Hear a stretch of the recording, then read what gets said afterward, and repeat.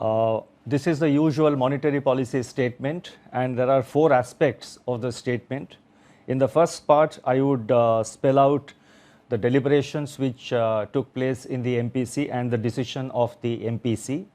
In the second part, I would provide some guidance to financial markets. In the third part, I would announce some additional measures, and we have a number of them this time. And in the fourth part, which is the concluding part, I would conclude by spelling out our approach in the coming months and going forward.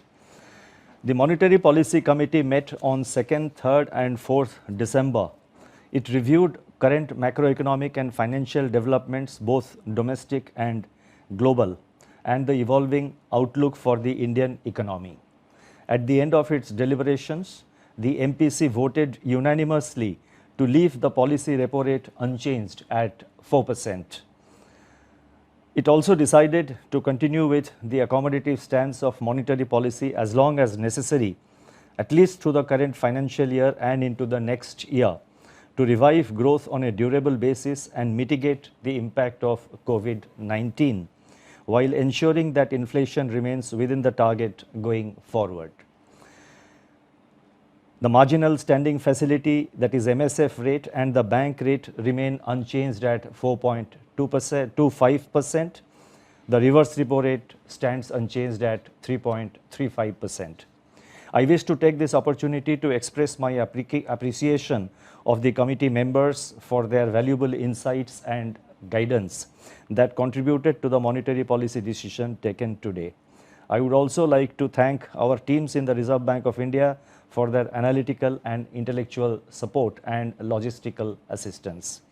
Let me begin by setting out the thinking that went into the MPC's decision today and its rationale.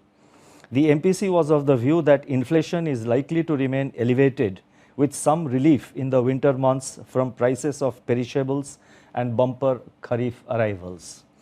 This constrains monetary policy at the current juncture from using the space available to act in support of growth. At the same time, the signs of recovery are far from being broad-based and are dependent on sustained policy support.